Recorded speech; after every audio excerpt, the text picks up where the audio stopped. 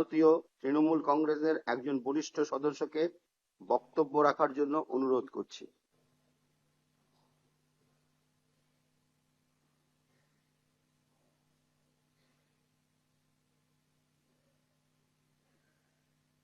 মাননীয় অধ্যক্ষ মহোদয়, প্রথমে আপনাকে আমি অভিনন্দন জানাই এই মহান সভার অধ্যক্ষ নির্বাচিত হওয়ার জন্য, এবং আমরা নিশ্চয়ই আশা করব যে এই আসনটি সাধারণভাবে একটি নিরপেক্ষ আসন, কিন্তু ওই গণতান্ত্রিক ব্যবস্থার মধ্যে সব ক্ষেত্রে নিরপেক্ষতা অবলম্বন করা যায় কিনা আমি জানি না।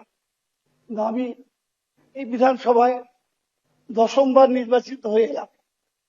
91 সাল থেকে টানা 10 বার নির্বাচিত হয়েছে, তার মধ্যে 8টা টার্ম এবং 2টো বাই ইলেকশন মিলিয়ে 10বার নির্বাচিত হয়ে এসেছি। আমার বিরোধী দলে থাকার অভিজ্ঞতা আছে দীর্ঘদিন, আবার শাসক দলে থাকার অভিজ্ঞতা আছে। আজকে এই হাউসের যিনি নেতা, যিনি বক্তব্য রাখতে গিয়ে কতগুলো কথা বললেন, যে অতীতে তাকে এই আমরা যারা শাসন ক্ষমতায় ছিলাম, উনি বললেন 11 মাসের জন্য তাকে এই বাইরে রাখা হয়েছে। 15 বছরে 11 মাস ভাগ করলে কি বিষয় কত আসে আপনারা জানেন নিশ্চয়ই।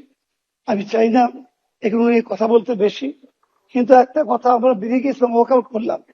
কেন করলাম? শাসক দলেরও করা উচিত ছিল এই ব্যাপারটা, সঙ্গে সঙ্গে রেকটিফাই করা উচিত ছিল। জাতীয় সঙ্গীত মাত্র 1-1.5 মাইলের মধ্যে শেষ হয়ে যায় কি করে? এটা জাতীয় সঙ্গীতের একদম নয়, একদম নয়, একদম নয়, একদম একদম নয়, একদম নয়, একদম নয়। আমরা শুনে গিয়েছিলাম কোর্টের স্পিকারের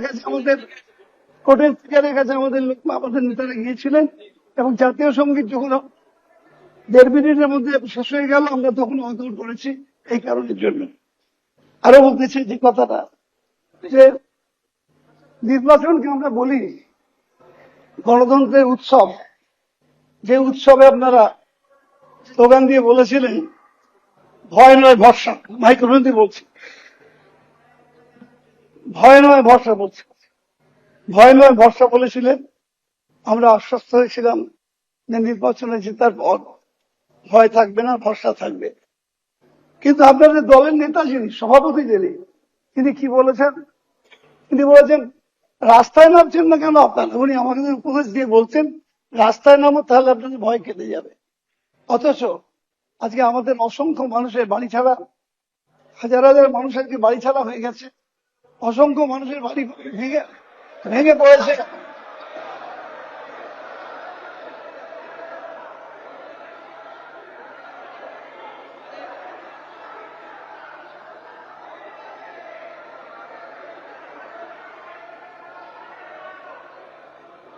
মাননীয় সদস্যরা, আমি আপনাদের বলছি, আজকে অধ্যক্ষকে শুভেচ্ছা স্বাগত জানানোর প্রক্রিয়া, কিন্তু আজকে ওনারা এজেন্ডার বাইরে গিয়ে বলছেন, আপনারা শুনুন, বাধা দেবেন না, ঠিক যথাসময়ে উত্তর সরকার দিয়ে দেবে।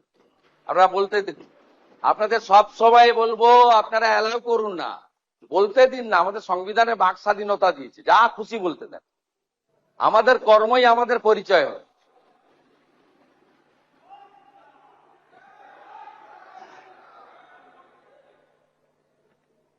মুখ্যমন্ত্রীও এজেন্ডার বাইরেও অনেক কথা বললেন, আমরা শুনলাম। আবার তিনি দাঁড়িয়ে বললেন এজেন্ডার বাইরে বলার উচিত বলছেন। এটা দ্বিচারিতা হয়ে যাচ্ছে বলে আমার মনে হচ্ছে।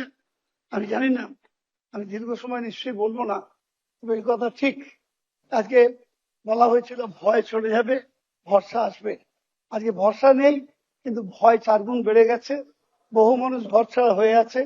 আজকে আমি মুখ্যমন্ত্রীর কাছে অনুরোধ করব, এবং স্পিকারের মাধ্যমে সবাইকে কাছে অনুরোধ করব, যখন কথা দিয়েছিলেন ভয় নয় ভরসা, আজকে আপনারা সেই ব্যবস্থা করুন যাতে করে ভরসা ফিরে আসে, মানুষ তার নিজের বাড়িতে ফিরতে পারে। আজকে বহু মানুষকে আজকে যেভাবে এই গণতান্ত্রিক ব্যবস্থাকে বিভিন্ন পর্যায়ে, এসআইআর থেকে শুরু করে কাউন্টিং পর্যন্ত যেভাবে গণতান্ত্রিক ব্যবস্থাকে ভেঙে ফেলে আমরা যেন মনে হচ্ছে কোথাও এক স্বৈরাচারের পদধ্বনি শুনতে পাচ্ছি।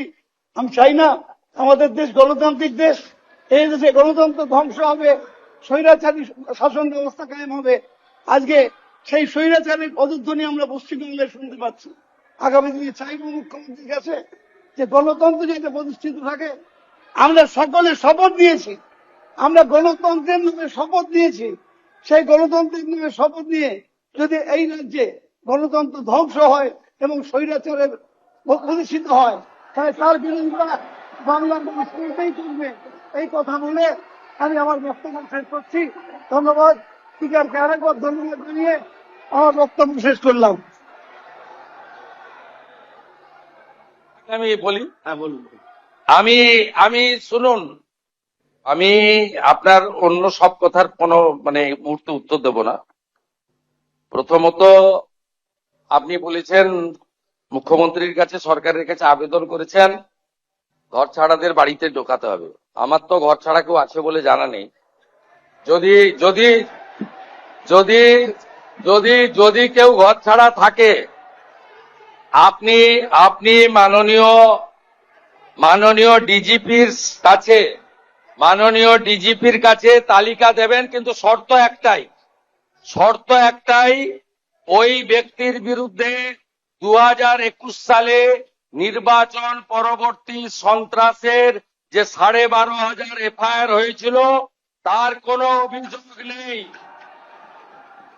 একদম পরিষ্কার শর্ত, যার জন্য জাস্টিস মঞ্জুরা চেল্লুর নেতৃত্বে কলকাতা হাইকোর্ট যে কমিটি করে দিয়েছিল, সিট তৈরি হয়েছিল, ভবানী ভবনে টেম্পোরারি অফিস হয়েছিল। আপনি তালিকা দেবেন, তার মধ্যে যদি সম্মানীয় রাজনৈতিক ব্যক্তিত্ব থাকে যাদের বিরুদ্ধে 2021-এর পোস্টপোল ভায়োলেন্সের অভিযোগ নেই, তাকে সসম্মানে এলাকার বিজেপির বিধায়ক এবং এসপি গিয়ে বাড়িতে ঢুকিয়ে দিয়ে আসবে। আর যদি 2021-এর পোস্টপোল ভায়োলেন্সের অভিযোগ থাকে, তাকে সরাসরি জেলে যেতে হবে।